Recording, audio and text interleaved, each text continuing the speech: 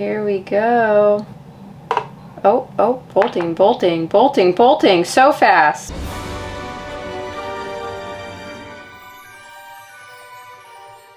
We're going to talk about one of my favorite kinds of spiders to keep today, but before we get into it, I have an announcement. And if you can't tell, I'm wearing my merch for the occasion. I've gathered you all here today to reveal the next plushie. It's that time, guys. It's that time. This is my, what number is this? Wednesday, Pumpkin, Pixie, Maple, Salem, Mushroom Wednesday, Binks, Nibbles, Cupid, Zelda, Bowser, Gumdrop. So that would make this plushie number 13. Lucky number 13. Let's just get into it. All right, slow reveal.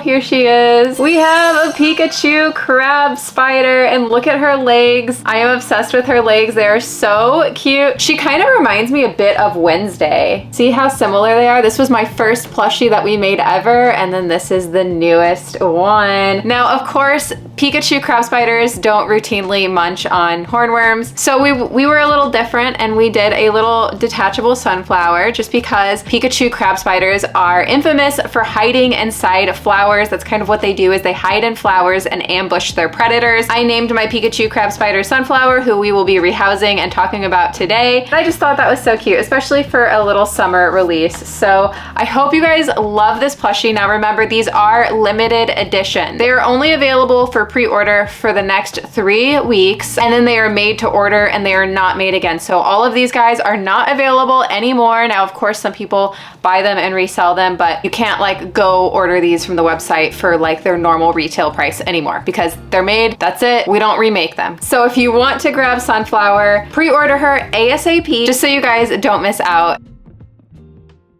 Before we get into rehousing Sunflower, I also have this little one to rehouse. Now this was a gift to me and she is absolutely adorable. She's yellow and just really, really pretty. And so I wanted to give her a nice proper enclosure as well because this is a very similar care to the Pikachu crab spider, so I thought it'd be fun to talk about them too. And also I just wanted to show her off a bit because isn't she absolutely adorable? Like, she has the most adorable eyes ever. Really, really cute. Oh, you are just the cutest. I'm not sure what kind of jumping spider she is, but I do have this old magazine and it has some jumping spiders from Missouri in it. And so I don't know, like the one that I think is the closest would possibly be this one, or this one. I don't know. These two look kind of like she could be that, but she seems more yellowy than this one. But if anybody has any idea of what species she is, comment it and let me know. So we're actually gonna make both of these enclosures right now. So one is for my Pikachu crab spider and one is for my new jumping spider. And we're using the Tarantula Cribs treehouse switch enclosures. I do have the option to use these extensions since they are switch enclosures. Like if I wanted to make it a canopy, I could just use this extension, which I think I might do this for the Pikachu crab spider. And then I also have this extension. This is just about 1 inch more, and that would be like a flat extension. But yeah, these are awesome. And of course I am a Tarantula Cribs affiliate, so if you do shop with them, use affiliate code CAT10, save 10%. But yeah, I think I'm just gonna do regular for the jumping spider. Of course, we gotta start off with some dirt for both of these, not a ton. Both of them are housed arboreally, so the substrate is mainly just to hold some humidity, which both of them do need.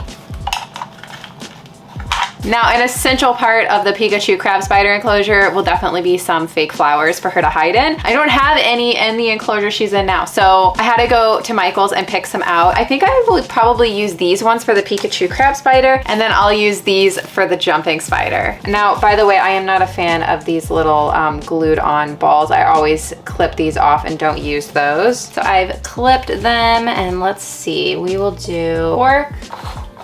This will be the Pikachu crab spiders, something like that. I love this piece of cork, like moss on it, something like this maybe. Yeah, that'll be good. She's gonna hide in that and it's gonna be hard to see her. We're just doing lots of flowers, just like this. That's awesome. Now I do wanna put a little bit of this sphagnum moss in there. I'm gonna get it just like a little damp.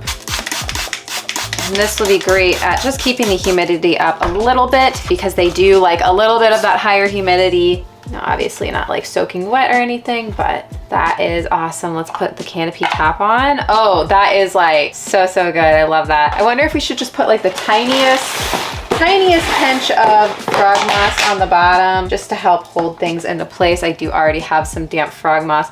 This maybe I'll just like do, oh yeah. And I have a stone, like maybe like a little stone. It's like a little rock. Yeah, that's cool. All right, I added more rocks. Maybe a couple leaves for fun. Got like a couple little ones, so just toss those in. That looks like the perfect Pikachu crab spider enclosure. I think she's gonna love this. Let's do the jumping spiders enclosure really quick. Now, she is gonna have some cork like this. I think that'll be good for her to climb on. And then a little less flowers on this one, right here. Yeah, we will do a lot of green moss for her. We could do some more pebbles. They look nice. Maybe just like a little bit of this. Just fill the gaps with it.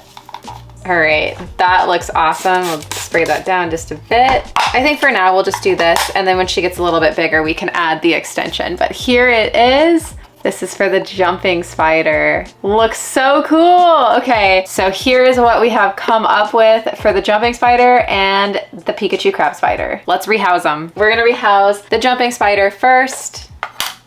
I'm missing my micro lens, unfortunately, right now. Look at her go. Oh, she is fast. Da, da, da, da, da, da, da. There you go.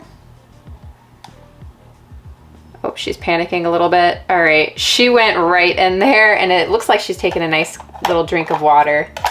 So here she is. I love this enclosure. Okay, so now it's time for my Pikachu crab spider update. So you can already see her moving around in here. She is so cool. Honestly, like I am surprised that these have not become a bigger trend. I don't wanna freak her out too much, but there she is. I mean, genuinely, look at how cool she is. She doesn't have any spots on her face yet. She will get more spots on her face as she gets bigger. This is what a juvenile one looks like. Look at that little pose. That is so cool. Oh, you're very spooky. Here we go.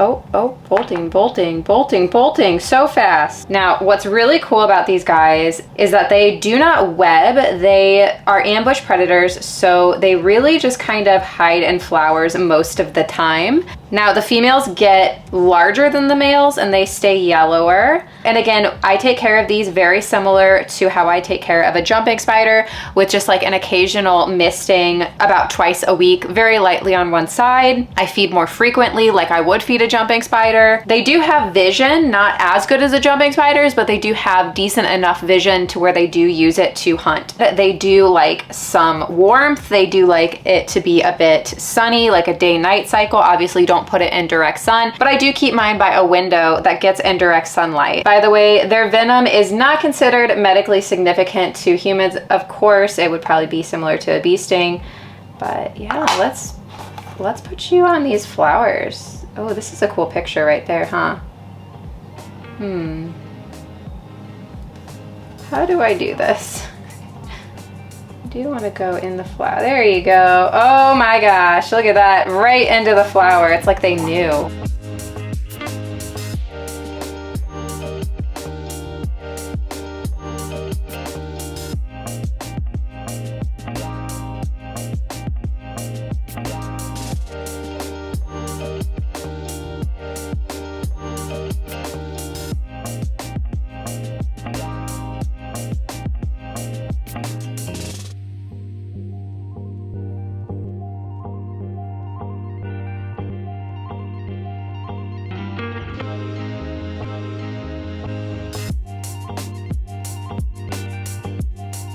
Look at that, right in the flower.